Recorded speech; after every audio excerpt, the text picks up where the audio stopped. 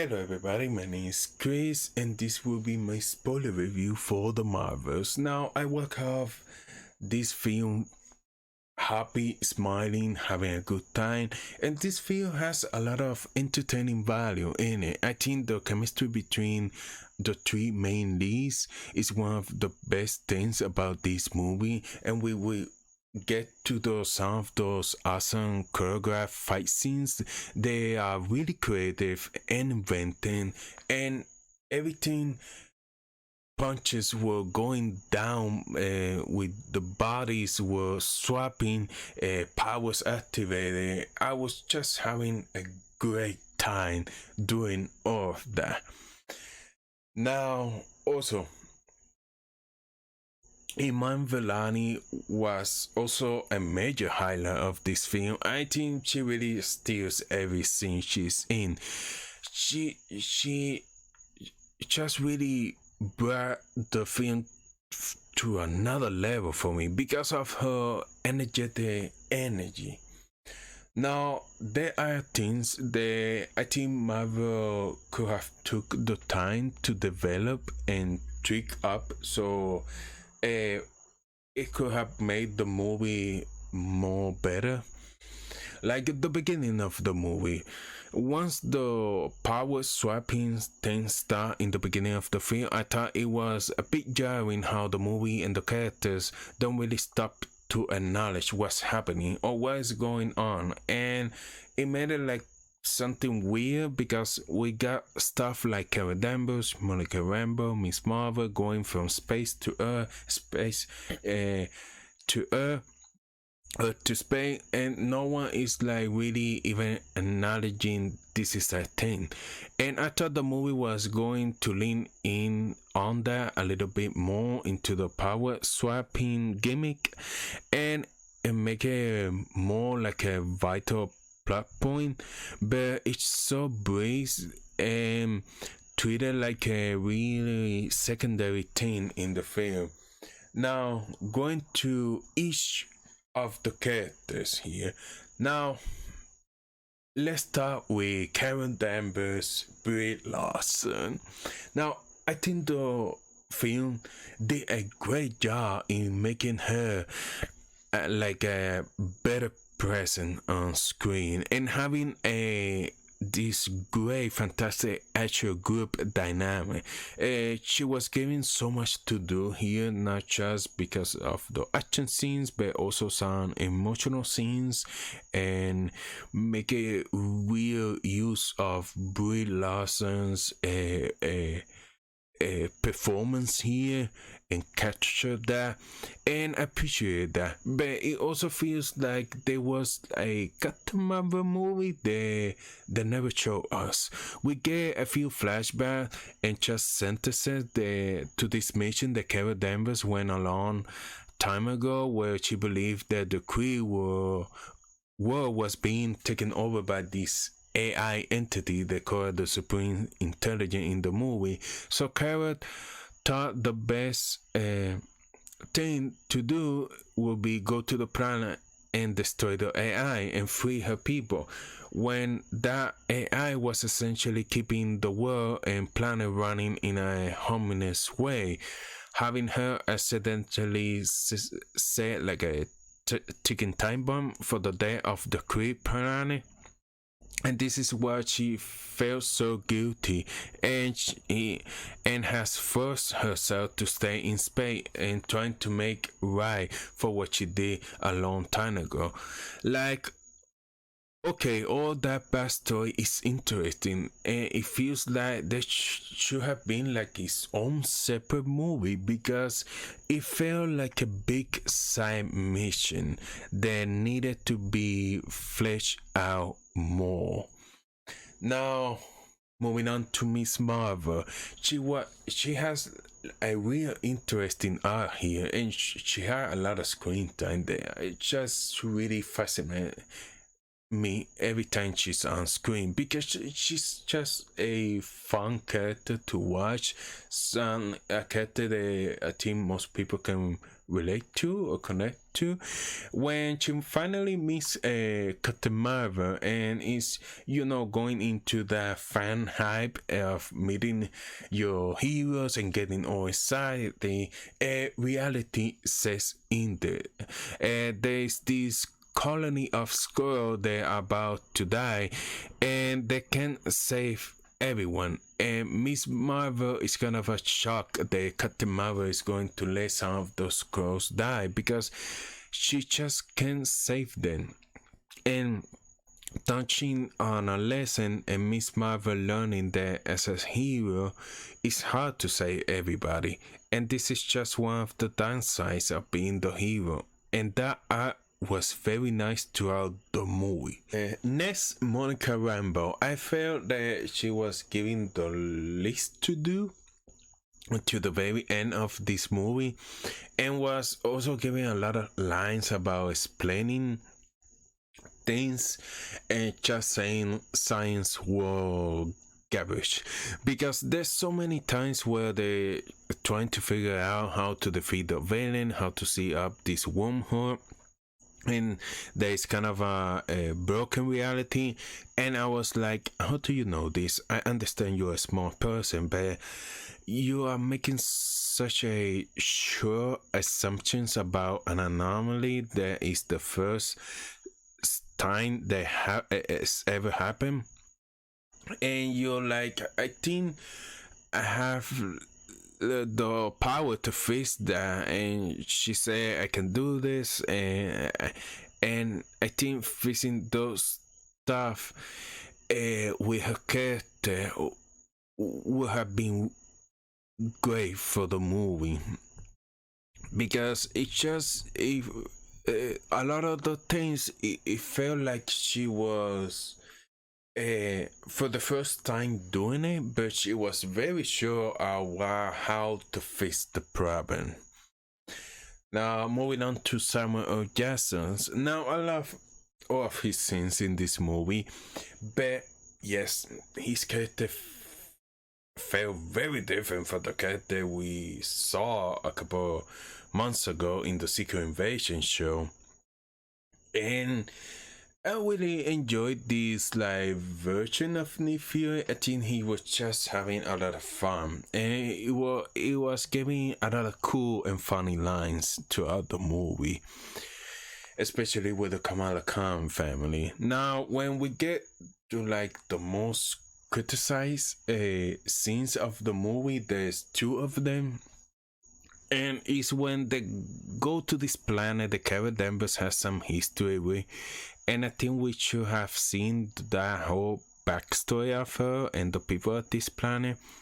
The people on this planet only communicate to song and dance, so this kind of a take of inspiration for something that happens in a Miss Marvel comic, where everyone starts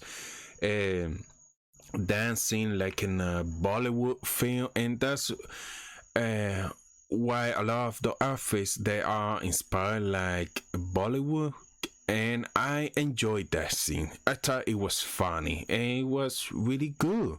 The next one is when we get to the cat scene and the flurkins and little paws going up anywhere. That was hilarious.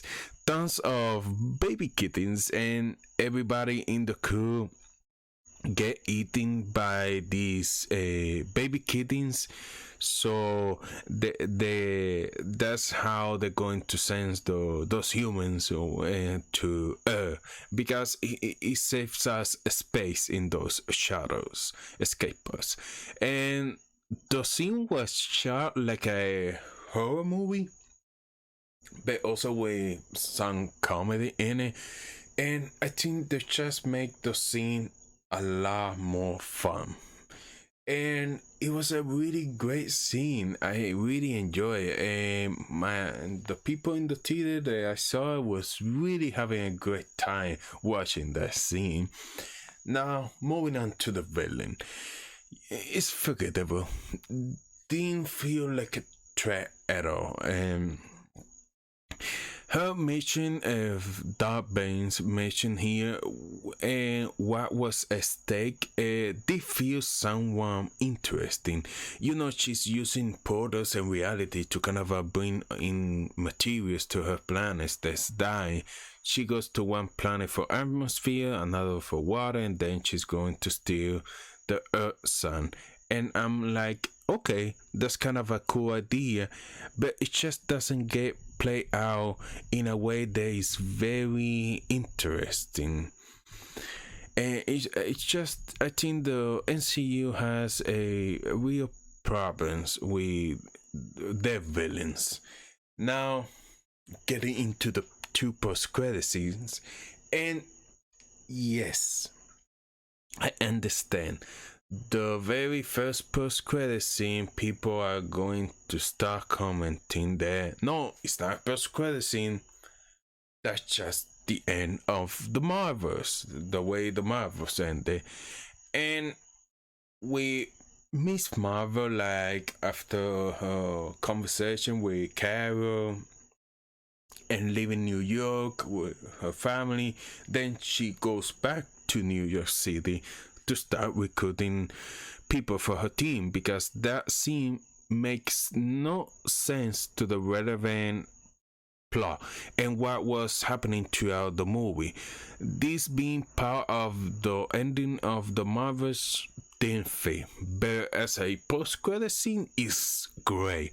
But now that makes me excited that one of my favorite new NCU characters, Miss Marvel, is recruiting a team with Hailee Steinfeld's Kate Bishop. Yes, I want to see that Young Avengers, baby. Here, come on.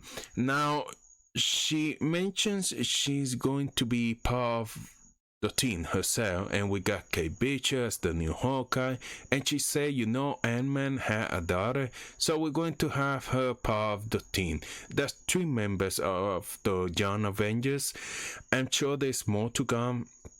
They're setting up throughout the course of the different Disney Plus shows. No idea where exactly they'll fit in, whether it's going to be like their own separate movies. Please don't make it a Disney Plus series. But when the team gets assembled and what happens, I'm going to be there, because that's kind of a really exciting stuff to see on screen, and I'm very excited for the Young Avengers. But now, moving on to the end credit scene, that was definitely one of the most exciting end credit scenes that I've seen in the NCU. Now, after the end of the film, Monica Rambeau shoots to a reality portal, sacrificing herself, closing the gap in between realities, and ends up in a world where the X-Men exist, and her mother is a superpowered being. Not the same superpower Captain Marvel being that we saw in Doctor Strange and the Multiverse of Madness, where she was the Captain Marvel of that universe. This is a different universe where here she's named Bionnaire, which is an alter ego, a name for Captain Marvel's character in the comics, and has a similar costume there. The moment Monica wakes up and she sees her mom and she gets emotional, starts crying, saying sorry, that was the most heartbreaking moment of the movie. Of course, this version of her mom is confused because she never met her, probably doesn't even have a daughter here, and then we get the reveal of CGI Beast. Well, I guess Kelsey Grammer didn't want to put on the makeup, and all they couldn't have the actor to get like in the chair for like 10 hours. Instead, they CGI. Now, I don't think like it's terrible. It's terrible as some people are making out to be. I think it's just jarring. There is 100% CGI Beast. It looks fine to me, but definitely was super exciting. And he mentions the fact that she's from a different universe and that she came into this reality. He also name drops Charles Xavier, Professor Charles Xavier. So he's alive in this universe and then get his head snapped in half by Wanda, like in Doctor Strange in the Multiverse of Madness. So this is just another variant, parallel universe, and that's where we kind of end things, and we got to somehow get her back or swap places, and this could be very well the X-Men team that might be connected to Wolverine and the other Fox X-Men characters that we could see in Deadpool 3. And overall, it's just exciting, really exciting, but we just have to wait and see what they are going to do and when are they going to move forward with this. I think we're going to see these characters in Deadpool 3. Of course, definitely Secret Wars is going to basically have everyone in it, but I think it's a great post-credit scene. Because it really gets you really excited for what comes next in the MCU, and I think the next movie is Deadpool 3 because they changed the schedule recently of the movies, so it makes sense then. So really excited for the X-Men and the Young Avengers. And I really hope we get another Captain Marvel 3, another movie with this team that I really adore and have so much fun with it. So that's my spoiler review for the Marvels. If you enjoyed this video, hit the like button, consider subscribe to the channel, and thank you for watching. Bye bye.